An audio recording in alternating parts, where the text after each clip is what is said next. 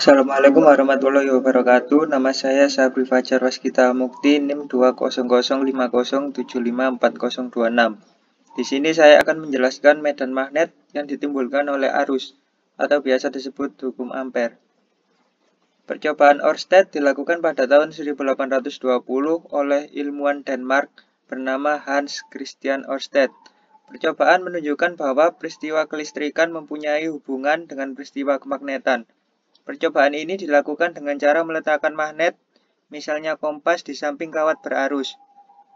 Percobaan ini membuat jarum kompas akan selalu menunjuk arah tegak lurus dengan arah arus. Dan saat arah arus dibalik, maka arah jarum kompas pun ikut berbalik.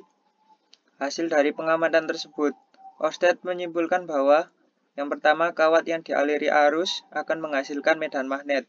Yang kedua, pada kasus kawat lurus, medan magnet yang dihasilkan akan terbentuk secara melingkar, mendatar, berpotongan dengan arah arus.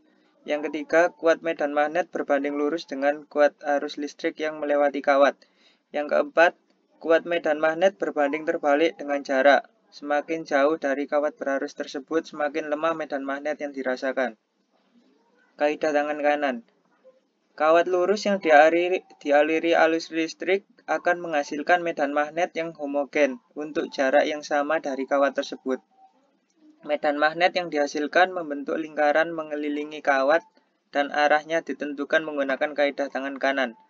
Ibu jari tangan kanan menyatakan arah arus listrik dan keempat jari lainnya yang menekuk menunjukkan arah medan magnet.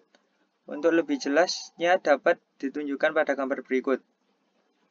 Di sini arah arus menunjukkan ke atas, maka arah medan magnet berputar ke dalam, mengarah ke diri kita.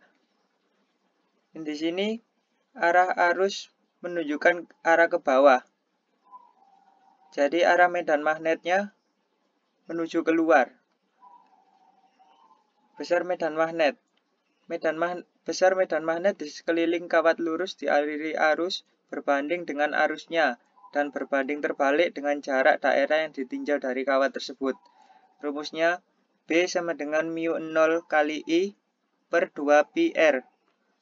Keterangan B medan magnet dengan satuan Tesla, I besar arus listrik dengan satuan ampere, R adalah jarak titik ke kawat dengan satuan meter.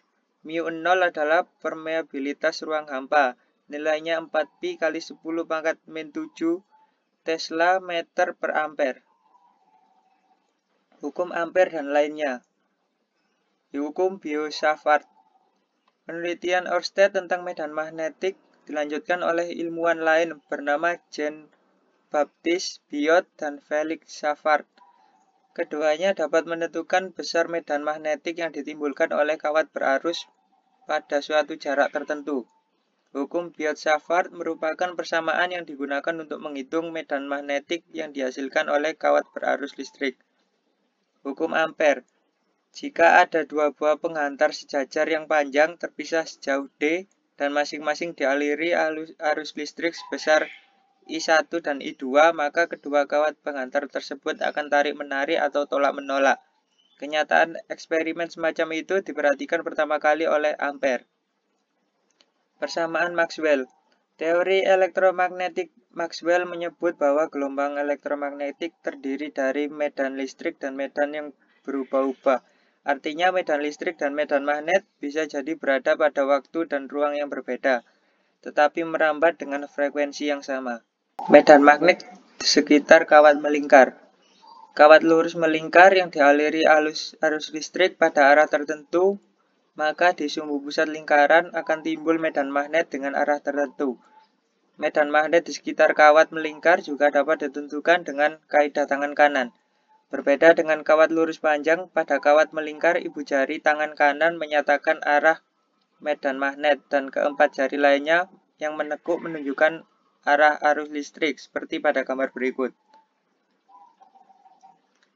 Besar medan magnet di sekitar kawat melingkar dipengaruhi oleh besar arus listrik dan jari-jari lingkaran kawat. Semakin besar kuat arus yang diberikan dan semakin kecil jari-jari lingkaran kawat, maka semakin besar kuat medan magnetnya. Rumus medan magnet pada kawat melingkar sebagai berikut. B sama dengan μ0I per 2R. Salah satu cara untuk mendapatkan medan magnet yang lebih besar adalah dengan menambah lilitan N pada loop, sehingga didapatkan rumus B sama dengan μ0 kali I kali N per 2R. B adalah medan magnet dengan satuan Tesla. I adalah besar arus listrik dengan satuan ampere. R adalah jarak titik ke kawat dengan satuan meter. N adalah jumlah lilitan, μ0 adalah permeabilitas ruang hampa, nilainya 4pi kali 10 pangkat min 7 Tesla meter per ampere. Medan magnet pada selenoid. Selenoid adalah gulungan kawat yang panjang dengan banyak putaran atau loop berlawanan dengan putaran datar. Karena bentuknya, medan magnet dalam selenoid membawa arus yang sangat seragam dalam arah dan besarnya. Hanya di dekat ujungnya saja medan magnet mulai melemah dan berubah arah. Medan magnet timbul dalam kumparan yang arahnya hampir sama dengan arah medan magnet pada magnet batang. Kekuatan medan magnet dalam selenoid dapat diperkuat melalui penambahan logam besi ke dalam selenoid. Rumus medan magnet pada selenoid. Pada pusat selenoid, B pusat sama dengan μ0 dalam kurung N kali I per L. Pada ujung selenoid, B ujung sama dengan μ0 dalam kurung N kali I per 2L. Dengan I adalah besar arus listrik dengan satuan ampere, N adalah jumlah lilitan, L adalah panjang selenoid dengan satuan meter, μ0 adalah permeabilitas ruang hampa. Nilainya 4pi kali 10 pangkat min 7 Tesla meter per ampere. Sekian penjelasan dari saya. Wassalamualaikum warahmatullahi wabarakatuh.